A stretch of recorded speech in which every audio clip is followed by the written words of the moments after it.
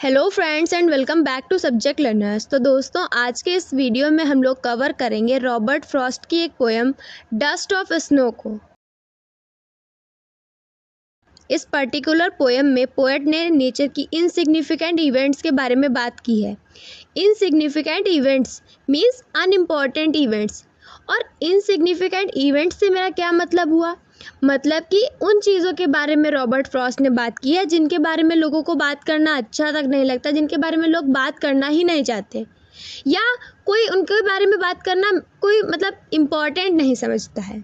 अच्छा, आप लोग मुझे बताइएगा कि कभी आपने कुछ सुपरस्टिशंस सुने हैं, मतलब लोगों के अंधविश्वासों के बारे में सुना है? जैसे कि कुत्ता रो रहा है रात में तो कुछ बुरा होगा, बिल्ली ने रास्ता काट दिया तो कुछ बुरा होगा, कौवा छत पे बैठ गया है इसका मतलब भी वो बुरा है, या कोई जा रहा है हमने छींक दिया, लो अपशगुन कर दिया। हम लोग किसी के बारे में बात कर रहे हैं और वो भाई साहब हमारे सामने आ गए तो भाई वो 100 साल जिएगा बंदा, उसकी उम्र बढ़ गई है भाई हमारे हिसाब से। ये हमारे कुछ अंधविश्वास हैं और काफ़ी फेमस अंधविश्वास है, ऐसे वैसे नहीं कि छोटे मोटे हों। काफ़ी इनको सपोर्ट मिलता है हमारा और इनको इम्पॉर्टेंट माना जाता है हम लोग की लाइफ में। अगर ऐसा ही कोई अंधविश्वास यानी सुपरस्टिशन आपने भी अपनी लाइफ में सुना है जो काफ़ी कॉमन है हम लोग के लिए, तो आप मुझे कमेंट्स में बताइएगा। अच्छा, ये सब अब सुपरस्टिशंस के बारे में हम लोग क्यों बात कर रहे हैं? हमारा इससे क्या कांटेक्ट है? हम लोग इस बारे में क्यों बात कर रहे हैं? तो इसलिए बात कर रहे हैं क्योंकि हमें डस्ट ऑफ स्नो को अच्छे से समझना है। अगर आप भी अच्छे से समझना चाहते हैं तो चलिए समझते हैं। तो इसलिए हम लोग बात कर रहे हैं क्योंकि पोएट ने पोएम में इसी बारे में बात की है। उन्होंने नेचर की चीज़ों को लिया है जिनको हम लोग निगेटिव मानते हैं, जैसे कि एक क्रो यानी कौवा, दूसरा है हेमलॉक ट्री। इन दोनों को ही निगेटिव माना जाता है। क्रो को तो ऑलमोस्ट सब जगह निगेटिव माना जाता है, और हेमलॉक ट्री जिसमें वाइट कलर के फ्लावर्स आते हैं उसको भी निगेटिव माना जाता है क्योंकि वो एक इंटॉक्सिकेटेड प्लांट है, इंटॉक्सिकेटेड ट्री है, पॉइजनस ट्री है। तो दोनों ही निगेटिव हैं, लेकिन उसके बावजूद वो पोएट का ख़राब मूड, जो पूरे दिन से उनका मूड बर्बाद हुआ पड़ा था, उसको सही कर देते हैं।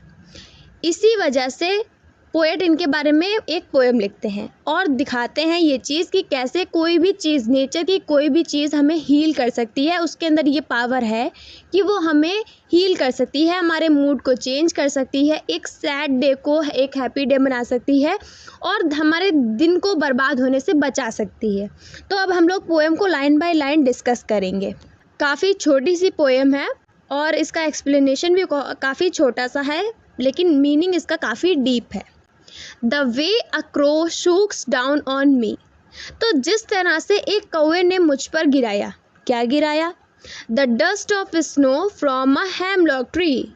तो पोएट यानी रॉबर्ट फ्रॉस्ट एक हेमलॉक ट्री के पास से जा रहे थे।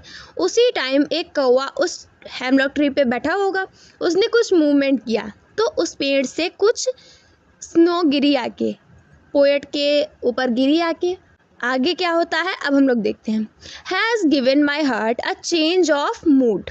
तो कौवे ने जो स्नो गिराई पोएट के ऊपर, उसकी वजह से पोएट का मूड बहुत चेंज हो जाता है, मूड अच्छा हो जाता है। अब मुझे कैसे पता कि मूड अच्छा होता है या ख़राब, जबकि उन्होंने तो ये सब बताया ही नहीं है, बस ये लिखा है कि चेंज ऑफ मूड, मतलब मूड उनका चेंज हुआ था। अच्छा कैसे हुआ ये मुझे कैसे पता चला? तो इसके लिए हम लोग को आगे पढ़ना पड़ेगा। And saved some part of day that I had rude.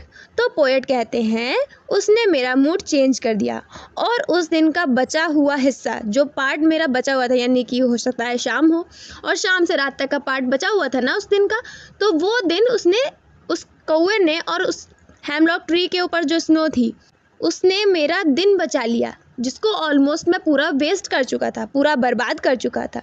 पहले फ्रॉस्ट का मूड कुछ ख़राब था ड्यू टू सर्टेन रीजन्स, वो उन्होंने नहीं मेंशन किया है। हो सकता है कोई रिलेशनशिप इशू हो, कोई वो वर्क लिख रहे हो जिसको वो कंपोज ना कर पा रहे हो, ऐसे ही बहुत सारी प्रॉब्लम्स है लोगों की लाइफ में, तो ये चीज़ उन्होंने मेंशन नहीं की है।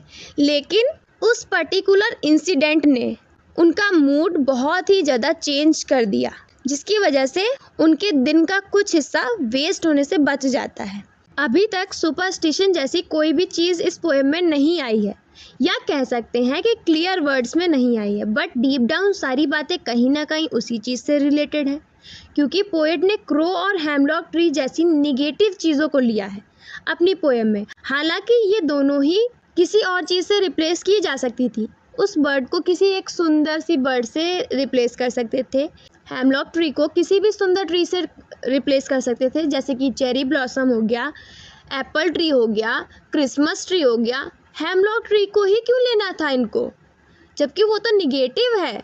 तो पोएट ने क्रो और हेमलॉक ट्री को इसीलिए लिया है ताकि वो हमारे सुपरस्टिशंस को, हमारे अंधविश्वासों को तोड़ सकें, जो हम लोगों ने अपने मन ही मन में बना रखे हैं। कि कहीं क्रो की बात हुई नहीं कि हमने सोच लिया कि कुछ ना कुछ निगेटिव ही होगा। लेकिन इस पोएम में पोएट का मूड क्रो और हेमलॉक ट्री की वजह से ही अच्छा हुआ है, जो कि पहले से ही काफ़ी ख़राब था, लेकिन उन दोनों की वजह से वो अच्छा हो गया, और उन्हीं दोनों की वजह से उनका बचा हुआ दिन भी वेस्ट होने से बच गया। ओवरऑल पोएट हमारे सुपरस्टिशंस को तोड़ना चाहते हैं, और वो ये प्रूव करना चाहते हैं कि ना ही क्रो निगेटिव है और ना ही हेमलॉक ट्री। हमारे थॉट्स और हमारे सुपरस्टिशंस जो हमने अपने माइंड में फ्रेम करके रखे हैं, हमने बिल्कुल उनको सजा के रखा हुआ है, we need to pull them out of our mind. He also wants to give us a message that nature has the power to heal us, and everything in nature is divine in itself, and none is born negative. They are named and proved negative by our society only. यानी nature की हर एक चीज़ में कुछ ना कुछ अपनी ही power है, अपनी ही ब्यूटी है।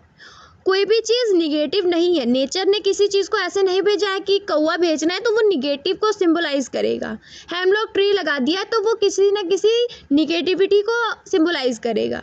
ये सब हमारे ही थॉट्स हैं, ये सोसाइटी के बनाए हुए सुपरस्टिशंस हैं कि हम लोगों ने उनको बिल्कुल निगेटिव का रोल दे दिया है, और तब से वो बिल्कुल निगेटिव ही माने जाते हैं।